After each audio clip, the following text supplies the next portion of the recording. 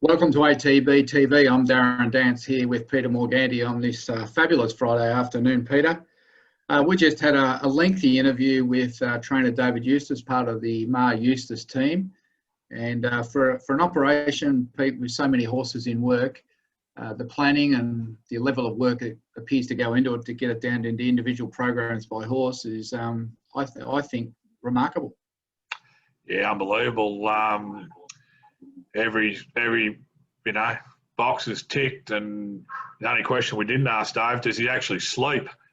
You just wonder with a 3-base, 4-base operation, you would just think that you'd have to have a finger on the pulse. But as he explained, they do everything they can in the morning, which leaves their afternoons free for various activities, whether it be races or checking horses' spelling or whatever. But they have it rolling beautifully, and the results are showing, Darren. Well, you get a stable that trains a Magic Millions 2-year-old winner. They win a Manicato. They've got Melbourne Cup runners. They train jumpers. They won the Grand Annual. It's a massive operation and very diversified. And I can't think of another stable Australia-wide that can do that. Can you? No. And deserving winners of our premiership, like you said, Magic Millions 1,200 metres, Grand Annual 5,500 metres. I mean, you got to know what you're doing with horses, and that's the extreme you can get in Australia, and they're good at it. Well, they won the premiership for the state in the most winners category. Yep. I'm sure it's only a matter of time before they win the leading Metropolitan Trainer Award. They've got a good young team there, very professional. I know myself, when I ring them, they answer the phone. And I think our owners have enjoyed the communications from them. And also, on race day, they do tend to ring some of the owners, which is unheard of. And I think they're very ambitious, and I think they're good at what they do. And it's easy to knock these stables and say they've got too many in work. But from what I've seen, every horse seems to get its own program. I rang Dave at 11:30 for a 1 o'clock Zoom, unannounced, and he was there waiting at 1:15. So, very professional operation. So for all those owners out there watching this, I suggest you do go and have a look at that interview. It'll take about half an hour. So a can of beer or a glass of Scotch and Coke. We do go through all our horses. Well, hopefully we went through all our horses that are assigned to that stable. And we asked him some pretty solid questions around why or why not for the Melbourne Cup for some of them. And we asked him some questions about what he thought of some of the other individual horses. And he was pretty honest and open with his response, I thought. Yeah, the little bit of cheese for the punter is there's a tip at the end of it. Yeah, and he volunteered that without me asking. Yeah, I had it circled. That was my question. Can it win? And didn't have to ask. He said yes. $9 chance. I bet you it starts 6s. I might get on now while we're going. Once that Morganti clan get on, there'll be nothing left for the battlers. $10 each way. Watch out. All right, let's go through our runners and results, Pete. This won't take long. Just the one runner for the week. I can't remember the last time we have one starter for the week. No, and that bit of that tote ticket was confetti, unfortunately, for Husniaki and the fans and owners. I think the wet track beat us, and just jury out whether she can run a solid 1,600 anyway. So Paul's obviously expressed his thoughts there, and you have as well, and we'll butter up in about 10 days. What are we? Saturday week. Yep. Yeah, I had a long talk to Paul about her, and her career's certainly at the crossroads. However, like he said, it was a bad track. It was a heavy track. We need to get back on top of the ground. Probably doesn't run 16 on the wet. Probably need to get it back, and be silly to throw her away with that. Just trying her once in blinkers. Yeah. So we're going to throw everything at her, and if we don't get a result, then we can categorically say she's going to struggle and move her on. Going to a track where she was beaten a length, that was her best run. I mean, if it's anything other than a similar result, you're right. You just you cut your ties. Just a bit tough for these horses when they show you a little bit glimpses. Yeah. And then they sort of run an ordinary one, and you don't like finding excuses, but because you've seen a bit, you don't think they're hopeless. And anyway, but the Donald run Saturday Saturday week will probably certainly answer a lot of questions. Yep, no, exactly. So that's it in a nutshell, our rudders. We can go forward now. We haven't got a lot to talk about, but we've got, it's a bit exciting in a way because we've got a lovely spring horse, a spring filly or mare, kicking off in Gamay at Caulfield tomorrow. Race 3, Pete. Yeah, drawn gate 1, Declan Bates, 1400. It's probably going to be a little tough for a first up. She's $33 chance, but we've got the wheels in motion for hopefully a successful spring campaign. Trials seem to have been okay. Best form's over a mile further. Yeah. You'd imagine coming off a knee injury, you'd imagine she'll need this run. Yeah. Look, you can look at it two ways with barrier 1. She gets a soft run, and hopefully you just want them having a clean run over the 14. You don't want to interrupt a run. I would have preferred to draw it a bit wider so that you can get her out at the 600 and know you're going to work to the line uninhibited. You just hate to see her. Where's she going to be? 4 back the fence, 5 back the fence, probably. That's right, and hopefully that's where Declan can sort of navigate her off. We're not going to have a track like we did last time at Caulfield. I think the weather's going to be pretty good, so hopefully they fan because they all think that the ground is even across the board, and she gets an opportunity to run to the line. That's the main thing. I should have just had a look to see what the track is, Pete. Well, they're saying it's a good floor at the moment. That's hard to believe because even our concrete's not a good floor here at the farm. I think the rail might be true. I think they got a heap of new ground. So you remember the last time at Caulfield, it was a shocking day. So, yeah. We're in race 3. Yeah, we'll get an early crack. Yeah. No, look, just good to see these good fillies back and nice to be involved in a good one. Third up, I reckon. Yep, agree. Sunday, Casterton sort of features a little bit on our plate this time of year, and I'm actually looking forward to seeing this fella, Minatori, first up, 1,400 metres. Been a lot of groundwork going to this, this bloke that we thought was retired about 6 or 8 months ago. Pat Ryan's done a great job to get him to the races sound, and he's trialled up well and probably ready to run a race if you listen to the trainer. He's an unraced 4-year-old, correct? American 4-year-old. Yeah, out of a Savabeel mare, half brother to Think Babe. Yep. That we had there a couple of years ago, running particularly well.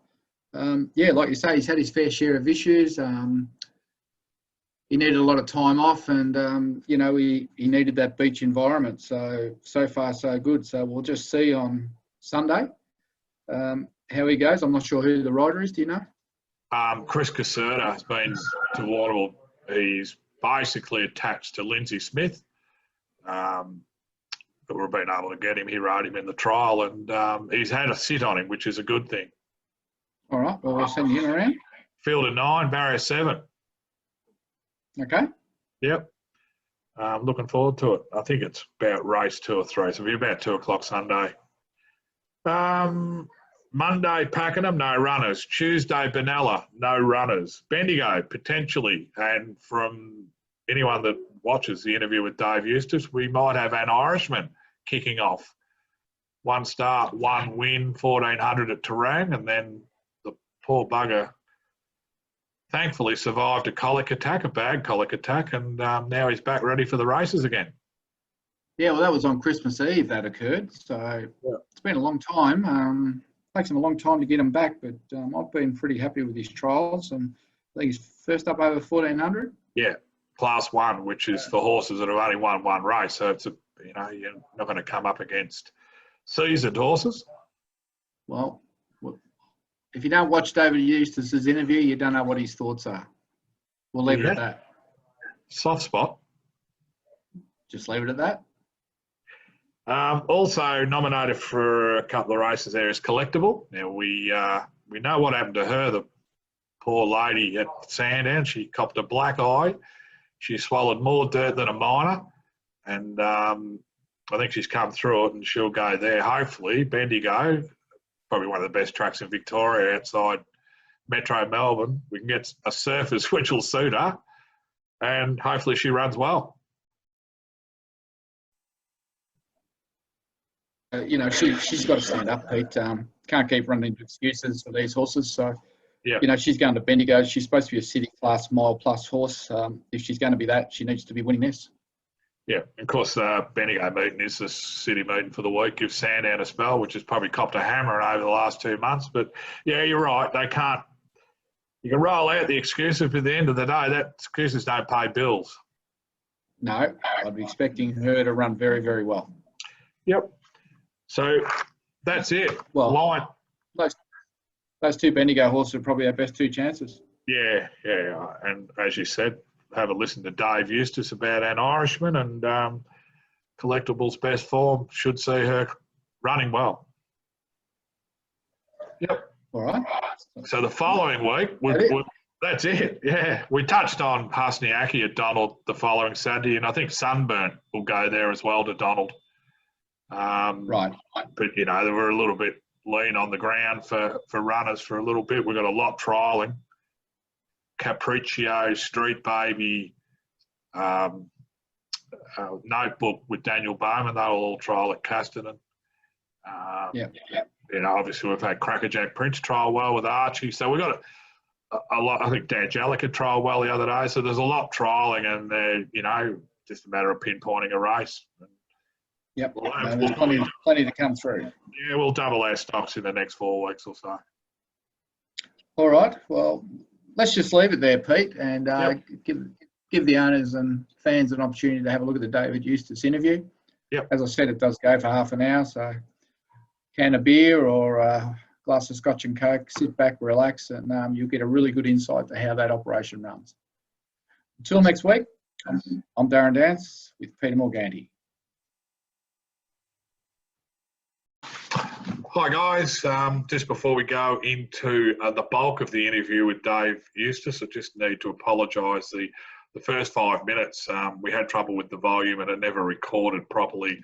So just briefly with Dave, he's an English-born lad from a family steeped in racing history, having going back to his parents, grandparents were actually jockeys, and there's trainers, and everything assorted to do with racing. So Dave and his brother were always going to follow the racing path. He came out to Australia in 2014 with international horses and never returned back to England, and he's worked with the likes of Chris Waller and Peter Moody, and it's from his time with Peter Moody that he actually met Kieran Maher, and you know, from there worked under Kieran before the association now, and the partnership that's known as Kieran Maher and David Eustace Racing.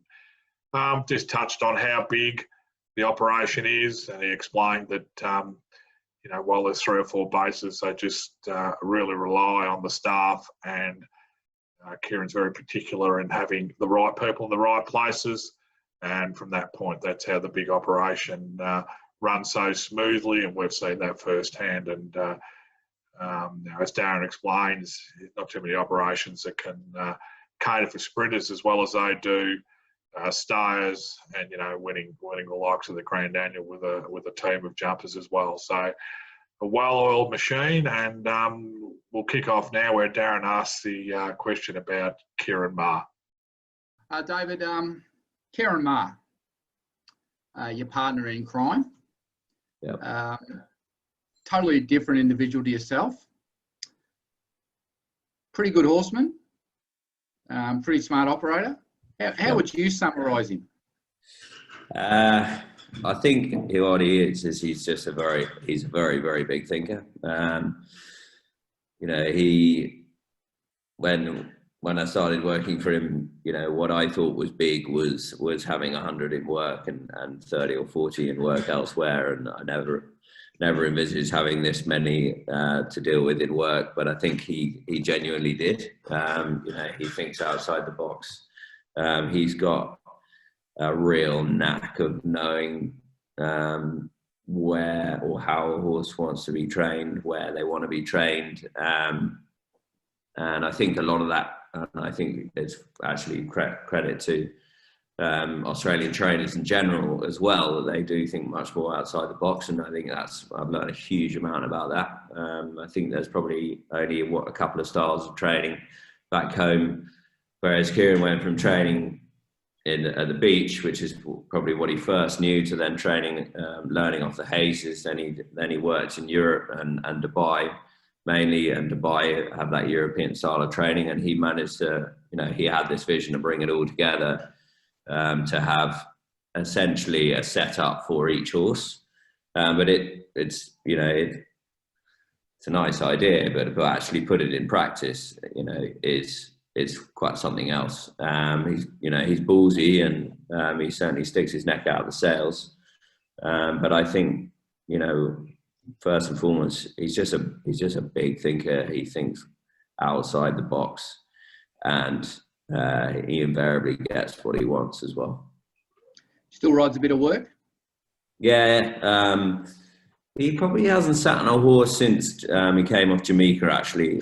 He would have sat on a horse, but probably not a racehorse. We both do a little bit, and I'll hop on one or two at Ballarat just because I miss it. And Kieran would do the same. We would like to probably ride a little bit more, but actually, as you can imagine. But he'll hop on a horse at the beach, peg up and still want to look as stylish as possible. He's fairly vain. But when he came off Jamaica and broke his leg, I think that sort of put the end to him riding out. That's another story, really. But he was training for the Mongol Derby, and came off Jamaica while doing that, and that's how Adrian Callboy went and did it with Annabelle. And so the rest is history a bit there, but I think he was pretty relieved he didn't go once they got back and told the stories, because it sounded bloody awful. Mate, congratulations on many, many highlights for you. Away game, Love and Gabby. There's probably others. What was your favourite moment in the last 12 months, results-wise? Love and Gabby winning in the Manicato was great. I think it was, the way she won was very impressive, but we had an awful lot of faith in her and thought she was genuinely top class. She was such a bridesmaid through no fault of her own as a 2-year-old. For her to just go and prove that was incredible. But I think, the Magic Millions was, that was great in that I was just really, really pleased for Kieran because that sale, you've got to really back getting those horses to the race. Your systems, pushing the right horses, buying the right horses. There's a lot of nice ones there, and there's an awful lot in that sale that look like they'll be the right horse for the race. And he really, there was a real deep desire to win that race, and I think to do it so early in his career and our partnership was huge for him. And I was just really I was pleased with the whole team, pleased to win it, but I was really, really pleased for him that he achieved something like that, that he really set his mind on doing. We don't see you around the sales much, David. What's the story there? Oh, it's a time thing as well. I'd like to go there more and unable to do Magic Millions and Melbourne Prem, but Sydney. There's a lot of horses to train, and Kieran does an awful lot of the inspections on the farm and likes to see that progression from when he's seen them on the farm to then 2, 3 or 4 months later. He's been this week to Hunter Valley and seen the yearlings for next year, and it just makes sense to do it that way. I like being at home as well and training the horses as well. It's that's probably what I really enjoy doing too. So. It's not necessarily his side of things, my side of things, but it's something that he, really enjoys, and it made sense to do that. And we've got plenty going on back here as well. Your bloodstock manager, Will Bourne, has he got any idea? Yeah, for sure he does. Yeah. No, Will's done a great job, and he finds the right horse, and he really enjoys the industry. He's got a real passion for it, and I think it really works well. We've got a young team, and everyone's willing to you know, you're not looking to go home at the end of the day necessarily. And it sounds, you know, it sounds a little bit cliche, but, you know, I suppose, I'm not going to say lucky that we haven't got anything to go back to and we haven't got a family, but, you know, we're single and haven't got to worry about changing a nappy, and we've got a bit more time on our hands, I should think. It stuffed up one of Enjoy your while you questions, can. Hey, Enjoy while you can, mate. Can I just roll back there? We spoke a little bit about Karen, and obviously you come into that when Karen was about. Was there anything that you brought in that maybe, you know, that Karen took on board or had to take on board, like just from a training technique point of view, or anything?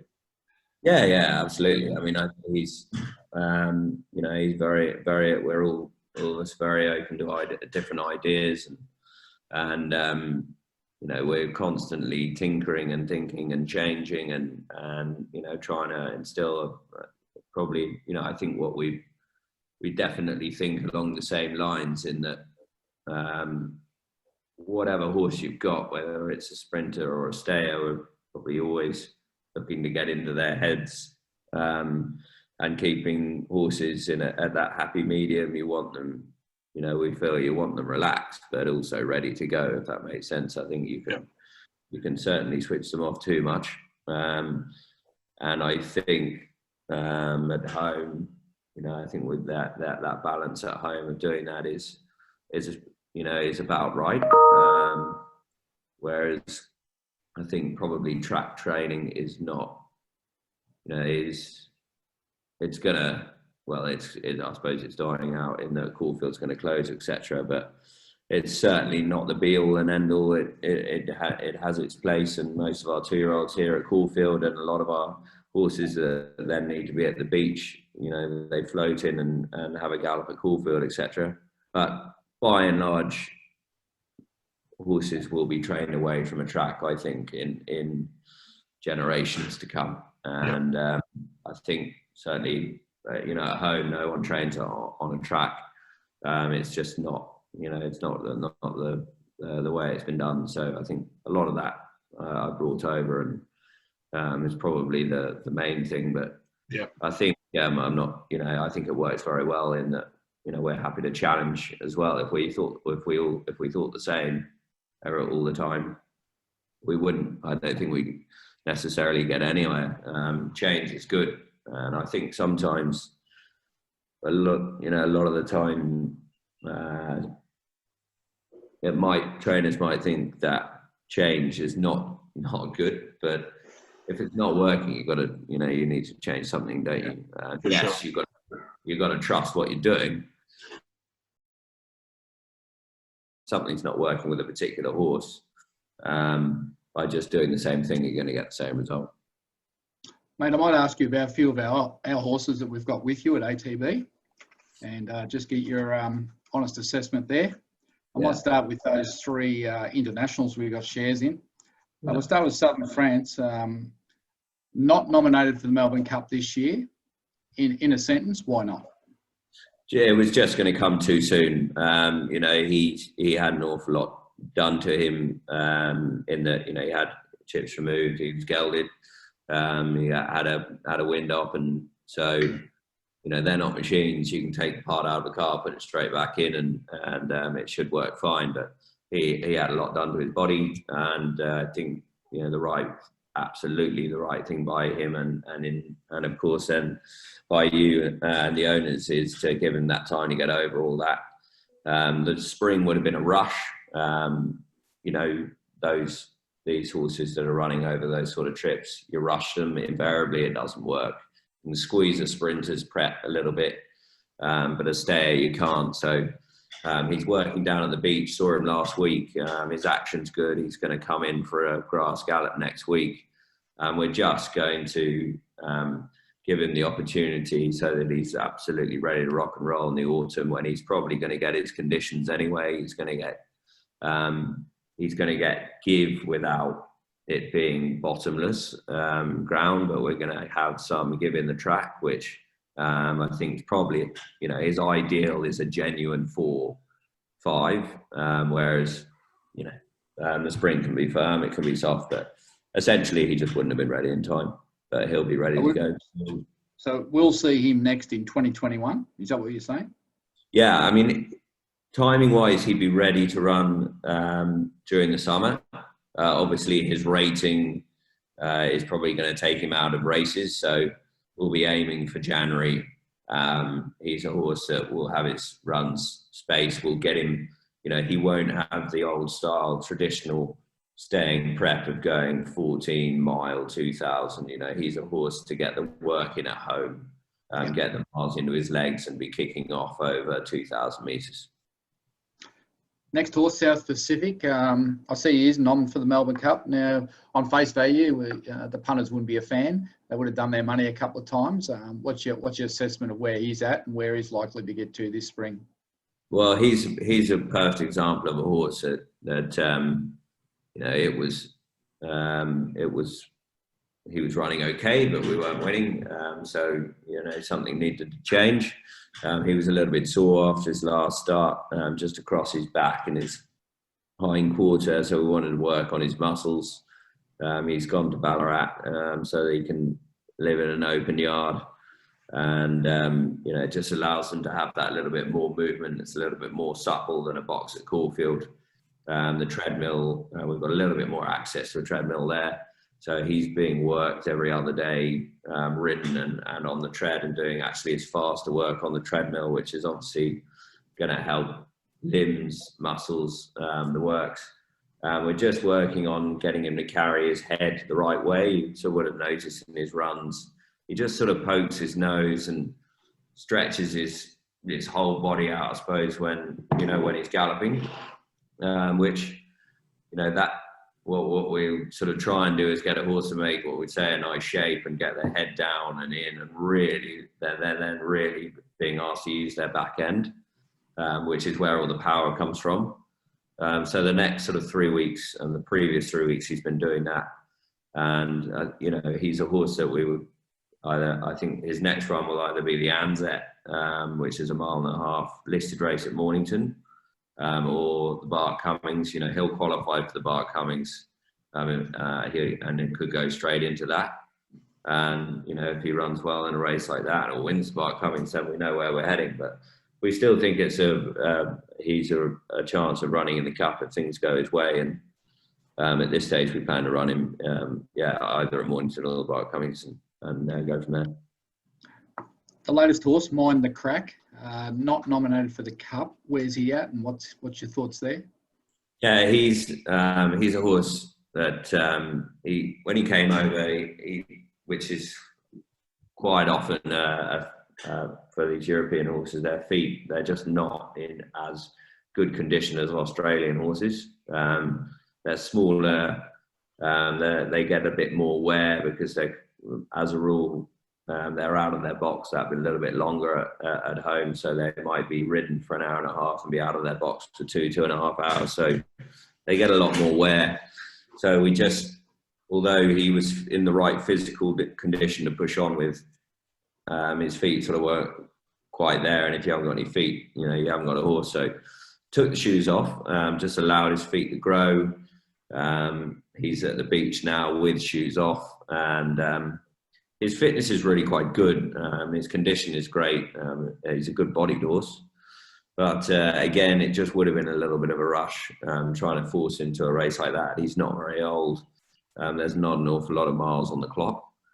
And, you know, I think if we can, he strikes as a horse that might just take a prep to get used to Australian racing, training. And very often you find a lot of those overseas horses, they do take a prep just to work it all out. You know, Dr. Drill's a great example for us. He's running in Heatherley, and, you know, we're trying to try and qualify him for the Caulfield Cup, but he's been here a year and it's taken him that long to really work out and get used to the style of training. So they're all different. You can't treat them all the same.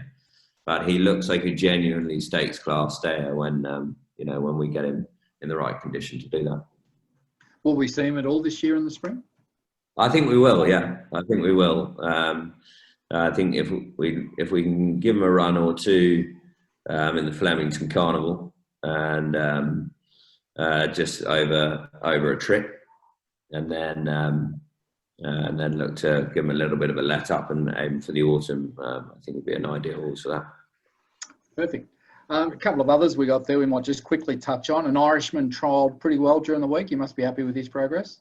Yeah, delighted with him. He's a lovely horse, so we've got a real soft spot for him. He's just a really good-looking, old-fashioned horse who's going to be sort of mile 2,000. He'll more than likely kick off at Bendigo next Wednesday. There's a Class 1 14 there, and it's just a lovely track to get him going. It's, you know, as you well know, he's a tough horse. He's lucky to be alive, but he seems to have come back really well. He looks fantastic, and I just think he's a real.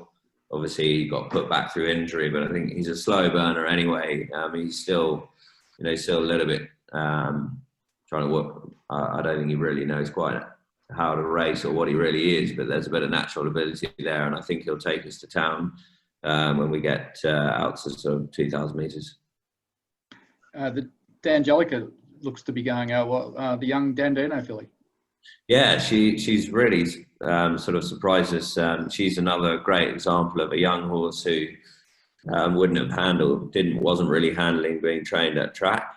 But as soon as we got her to the beach, and it was basically boot camp for her, but we were able to work her on the soft sand, so it wasn't doing her any harm to her legs. You know, she's an immature filly, but was quite heavy topped. You know, she basically needed to go. She needed to go to fat fighters, so we got the weight off her. She's now trialling well, and you know she actually might sneak a run in before then, heading out for a break. She's a filly who will be better in 6 months' time, but it's done her the world of good to have that education, and hopefully we can give her a run before having a break. Another filly that did a good job last time in, I thought, who's out now, is Miss 10,000. Frustrating, but we got that win in the end. But she looks to have good upside next year. Definitely, she was doing her racing and her winning on raw ability. You know, only a frame of a filly at the time. I would imagine she's spelling very well and really flourishing, and bred to stay, isn't she? And she got the mile, and no doubt will get further. And I absolutely agree. I like her. She's hardy. She's got a really good attitude to life, and I think she'll win her races for sure. The Frankel out of Tynoon, she's in work. You're just taking your time with her, but she's shown a little bit so far. Yeah, she has. I think she's a really, really quality filly. It has been frustrating. We've had a few niggles, and we've got to sort of back off her for sort of 2 to 4 weeks, depending on how well her issue rights herself. She's just got a minor ligament strain behind, which we know how to manage, but we've got an awful lot of faith in her. I think with time and some patience, I do think she could be stakes class, yeah.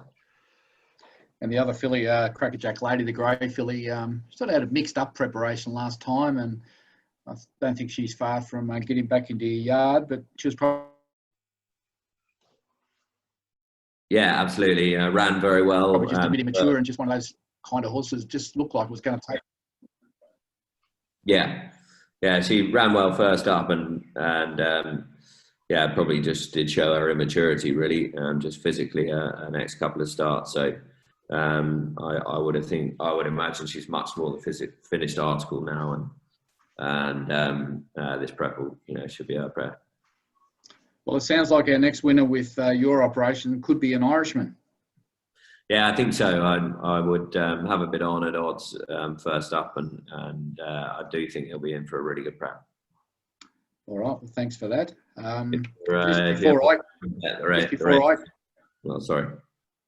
Just before I cut off, we always ask this same question. What's the one race you want to win? Cox Plate, I think. Yeah. Cox Plate? Yeah. Here in Australia. Here in Australia would be the Cox Plate. The Epsom Derby would be the race at home, but I'm probably quite a long way from there at the moment. Who's your Cox Plate best chance? Well, this year would have to be Sir Dragonet, who's recently been purchased and finished second to Magical, who's 5-time Group 1 winner, and he's got really good form in the book. So he gets over here mid-October, ready to race in the Cox Plate. So he'd be able to be our best chance here. All right. Anything from you, Pete? I'll just finish off. We just need some one-word answers, Dave. Beer or spirits? Spirits. Colts, fillies? Oh, fillies. Aussie rules, soccer? Soccer. Don't understand them. Steak, seafood? Steak. I haven't got any more. You got any more, Darren? I was just rolling off the cuff here. No, I think you've done enough. I think we've got enough. Cricket. Cricket.